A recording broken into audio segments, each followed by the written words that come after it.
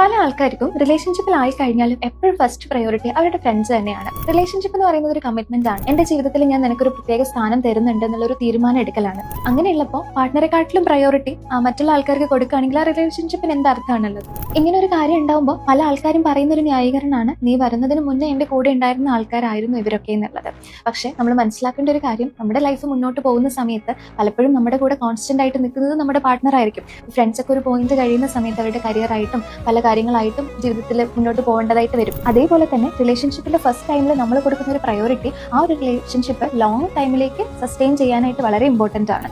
റിലേഷൻഷിപ്പിലാവുമ്പോൾ ഫ്രണ്ട്സിനെ പരിഗണിക്കേണ്ട എന്നുള്ളതല്ല പറയുന്നത്. ഹെൽത്തി ആയിട്ടുള്ള ഒരു റിലേഷൻഷിപ്പ് മാനേജ് ചെയ്ത് മുന്നോട്ട് പോകണമെങ്കിൽ ഈക്വൽ ആയിട്ടുള്ള ഇമ്പോർട്ടൻസ് ഫ്രണ്ട്സിനും അതുപോലെ തന്നെ പാർട്ട്ണർക്കും കൊടുക്കണം. ഒരിക്കലും പാർട്ട്ണർ ഒരു ഓപ്ഷൻ ആയിട്ട് മാറാനായിട്ട് പാടില്ല. ഹെൽത്തി റിലേഷൻഷിപ്പ് എന്ന് പറയുന്നത് ഒരിക്കലും ഒരു റിലേഷൻഷിപ്പിലാവുമ്പോൾ ഫ്രണ്ട്സിനെ നഷ്ടപ്പെടുത്തലല്ല, അവിടെ നിങ്ങൾ കമ്മിറ്റ്മെന്റ് കൊടുത്ത ഒരാൾക്ക് അവർ അർഹിക്കുന്ന സ്ഥാനം നിങ്ങൾ കൊടുക്കുന്നുണ്ടോ എന്നുള്ളതാണ്.